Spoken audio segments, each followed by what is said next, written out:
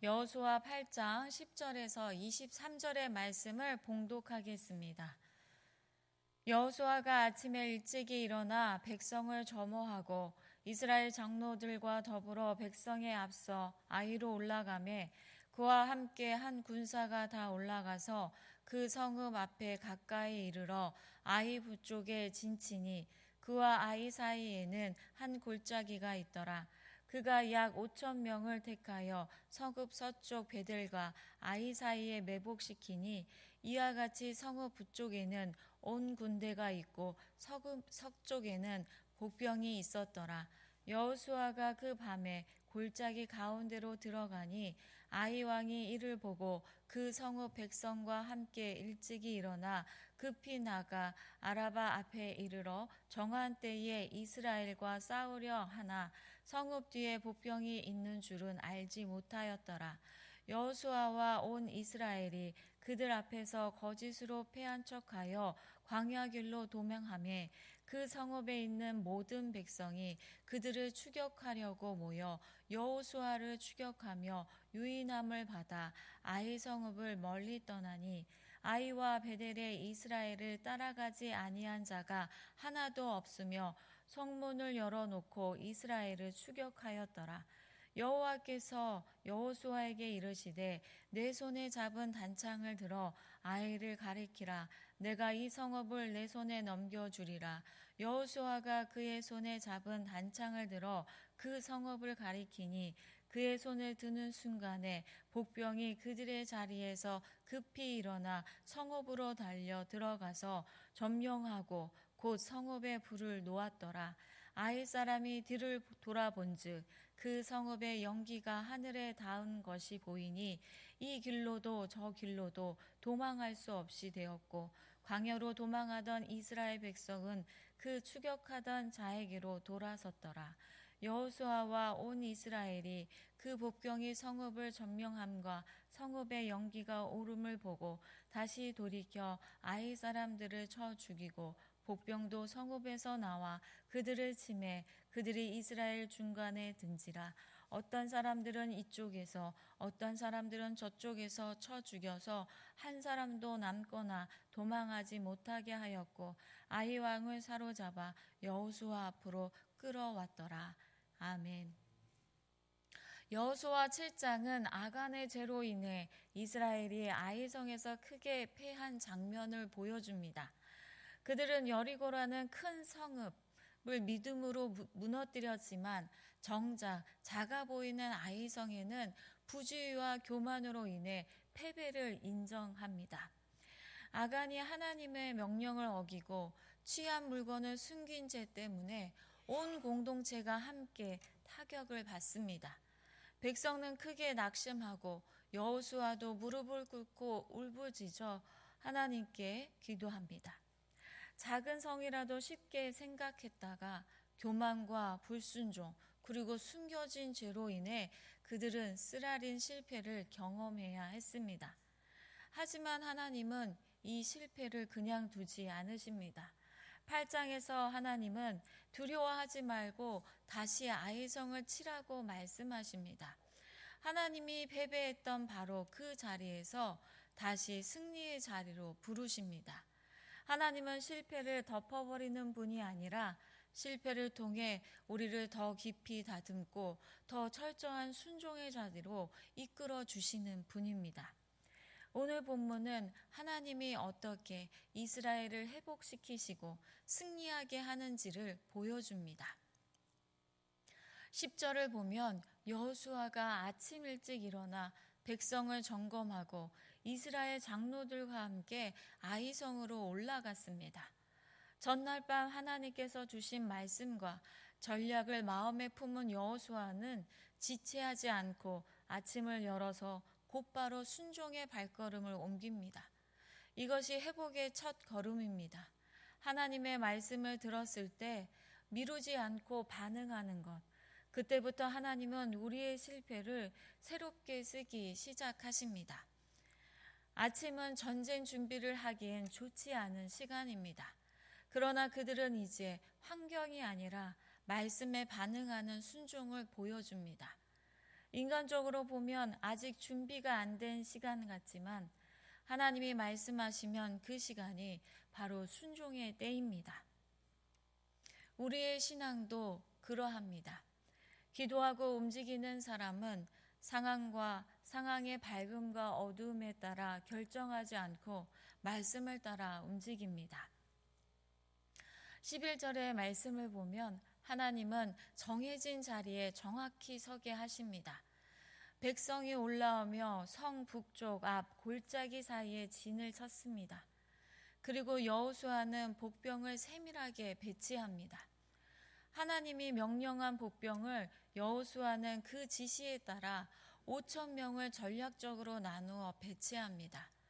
일부는 성 뒤편에 숨겨놓고 일부는 성 앞에서 일부러 도망치는 것처럼 보이게 하였습니다. 여호수아는 그 중심에서 전체를 지휘하였습니다. 이 모든 배치는 하나님이 주신 전략을 그대로 따른 순종입니다. 이스라엘은 과거와 달리 자기 판단이 아니라 철저히 하나님이 가르쳐 주신 방식 그대로 움직였습니다. 우리의 실패는 능력이 부족해서가 아니라 종종 하나님의 방법을 놓쳤기 때문일 때가 많습니다.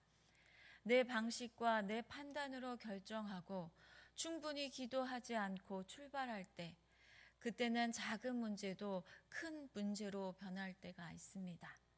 하지만 순종으로 다시 서면 실패가 발판이 됩니다. 14절을 보면 아이 왕이 그 일을 보고 서둘러 백성을 거느리고 이스라엘 앞에 나왔습니다. 아이 왕은 지난번 전쟁을 떠올리며 그들은 약하니 지난번처럼 이번에도 이길 수 있다라고 생각했을 것입니다. 하지만 그 확신은 패배의 시작이었습니다. 아이 왕은 지난번에 이스라엘에 진 것이 아이성이 강해서가 아니라 이스라엘의 죄 때문이었다는 것을 몰랐습니다. 그래서 이번에도 당연히 이길 수 있다고 생각하며 성문을 아주 넓게 열어버립니다. 성문은 도시의 생명줄과 같습니다. 아이 왕의 이 전략은 아주 치명적 실수가 됩니다. 여호수아는 다시 한번 도망가는 척을 합니다. 여호수아가 앞에서 싸우는 것처럼 보이다가 갑자기 도망가는 척하며 아이성 주변 골짜기로 후퇴합니다.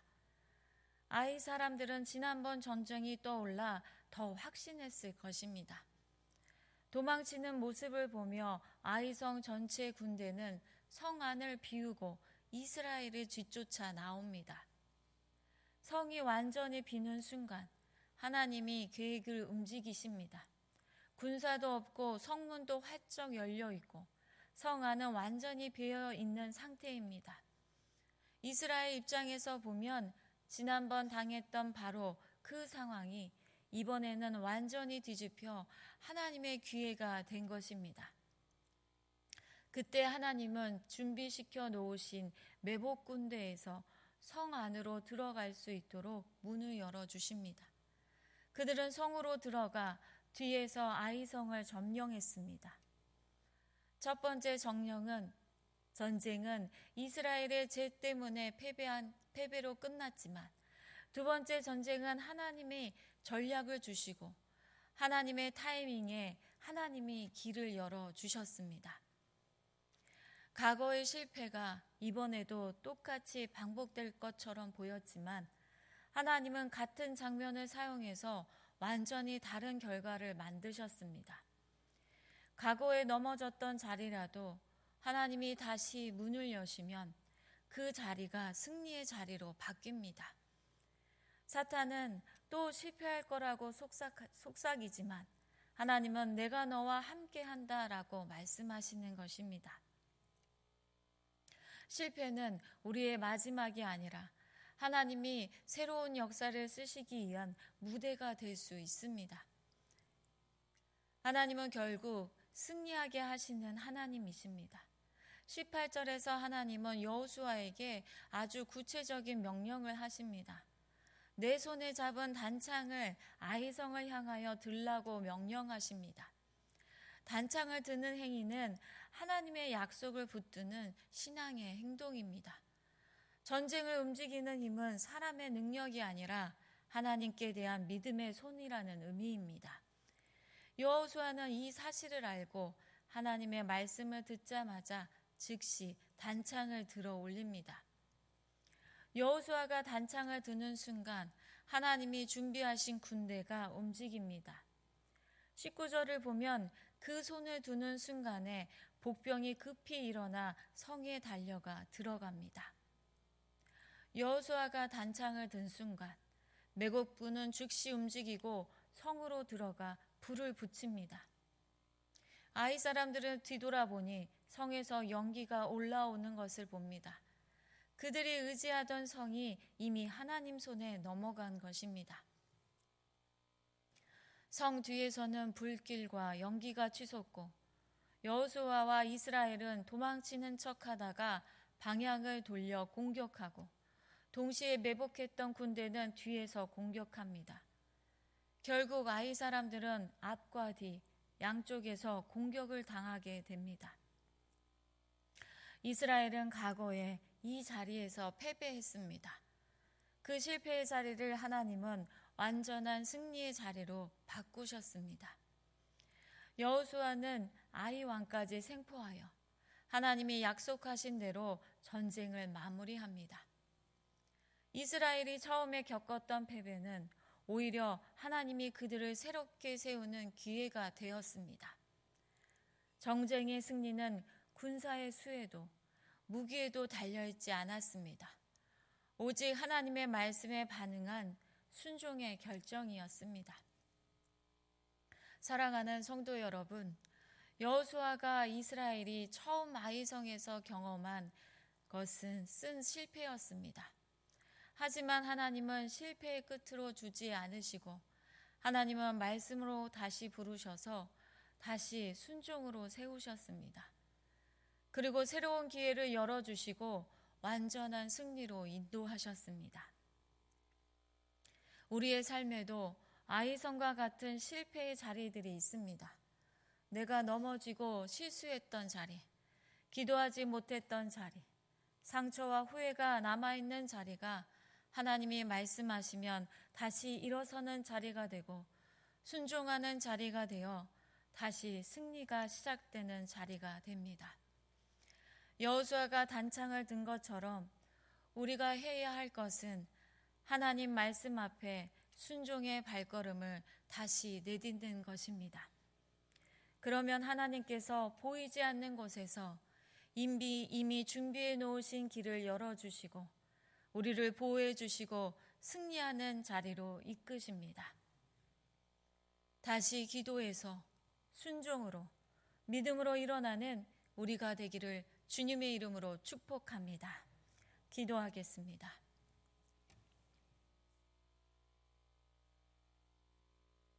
사랑의 하나님, 실패의 자리에서 다시 일으키시는 하나님의 은혜에 감사합니다. 우리가 때로는 교만하고 방심하여 넘어질 때가 있습니다. 기도 없이 움직이며 실수할 때도 많습니다.